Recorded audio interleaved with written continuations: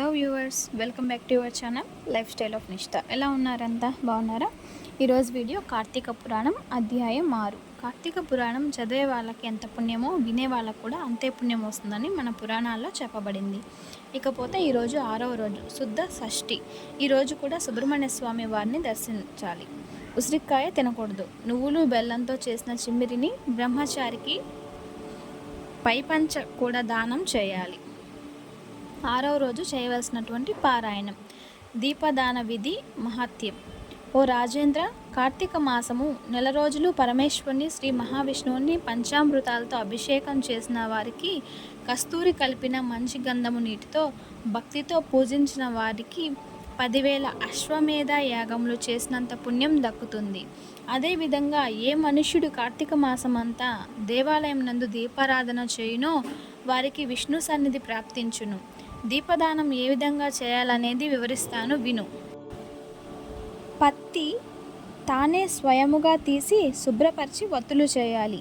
వరిపిండితో కానీ గోధుమ పిండితో కానీ ప్రమిదవలే చేసి వత్తులు వేసి ఆవు నెయ్యి పోసి దీపం వెలిగించాలి.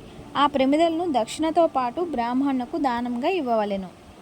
ఈ ప్రకారంగా కార్తీక మాసమందు ప్రతిరోజు చేసి చివరి రోజున వెండితో ప్రమిదను చేయించి బంగారంతో ఒత్తిని చేయించి ఆవు నెయ్యి నిండుగా పోసి పూర్వం చేసిన విధంగా గోధుమ పిండితో ప్రమిదను చేసి ఆవు నెయ్యి పోసి దీపం వెలిగించి ఈ నెల రోజులు దానము చేసిన బ్రాహ్మణునికి దీన్ని కూడా దానం చేయాలి. ఈ విధంగా చేసినచో సకల ఐశ్వర్యములు కలుగుటయే కాక మోక్ష ప్రాప్తి కూడా కలుగుతుంది. దీపదానం చేయువారు శ్లోకం చెప్పుకొని చేయాలి. అన్ని విధాలుగా జ్ఞానం కలుగచేయునది, సకల సంపదలు సమకూర్చున్నది అగు ఈ దీపదానం చేయుచున్నాను కనుక నాకు శాంతి కలుగు కాక. ఈ విధంగా దీపదానము చేసిన తర్వాత బ్రాహ్మణ సమారాధన చేయవలెను. శక్తి లేని వారు ఇద్దరికైనా భోజనము పెట్టి దక్షిణ తాంబూలం ఇచ్చి వారి ఆశీర్వాదం పొందవలెను. ఈ విధంగా పురుషులు కానీ స్త్రీలు కానీ ఎవరు చేసినను సిరి సంపదనలు, విద్యావృద్ధి, ఆయుష్ వృద్ధి కలిగి సుఖంగా జీవించెదరు.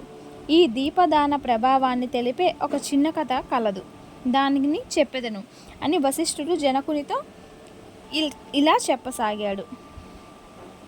పూర్వకాలమున ద్రవిడ దేశంలో ఒక గ్రామంలో ఒక స్త్రీ కలదు.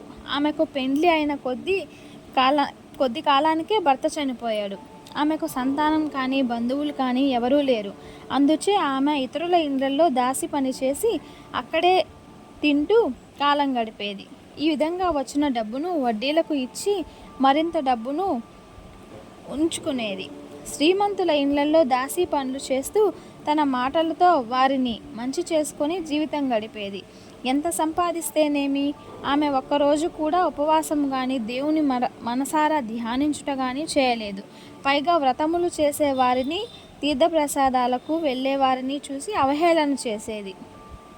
ఏ ఒక్క భిక్షగాడిని పిటికెడు బియ్యం కూడా పెట్టక తాను తినక ధనమును కూడా పెట్టుకునే పిస్నారి జీవితం గడిపేది. కొంతకాలానికి శ్రీ రంగనాథ స్వామి దర్శనానికి పోవచ్చున ఓ బ్రాహ్మణుడు ఆ గ్రామము మీదుగా వెళ్తూ ఆ స్త్రీని చూసి జాలపడి, అమ్మా, నీవు చేస్తున్న పని సరైనది కాదు. మన ఈ శరీరము శాశ్వతము కావు, నీటి బుడగల వంటివి. ఏ క్షణంలోనైనా మృత్యువు మనల్ని తీసుకుపోవచ్చును, ఎవరూ చెప్పలేరు. అలాంటి ఈ శరీరాన్ని నీవు శాశ్వతమని భావిస్తున్నావు తల్లి. నీవు బాగా ఆలోచించు. అగ్నిని చూసి మిడత దాన్ని తిందామని భ్రమపడి దగ్గరకు వెళ్ళి అందులో పడి కాలుపోవచ్చున్నది. అదేవిధంగా మానవుడు కూడా ఈ తను శాశ్వతమని నమ్మి అంధకారంలో పడి నశించుచున్నాడు. కావున నా మాట విని నీవు తినక ఇతరులకు పెట్టక అన్యాయముగా ఆర్జించిన ధనము ఇప్పుడైనా పేదలకు దాన ధర్మాలు చేసి పుణ్యము సంపాదించు.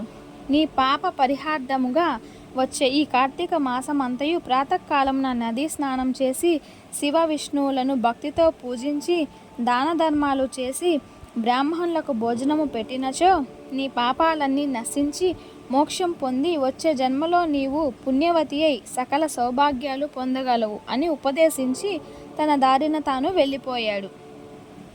ఆమె బ్రాహ్మణుడు చెప్పిన మాటలు విని తన అజ్ఞానమును చింతించి తన మనసు మార్చుకొని నాటి నుండి దాన ధర్మాలు చేయుచు కార్తీక మాసమంతా నిత్యం దీపదాన వ్రతాన్ని పాటించి శివకేశవులను భక్తితో ఆరాధించి యథాశక్తిగా బ్రాహ్మణులకు భోజనం పెట్టి తాను తినేది.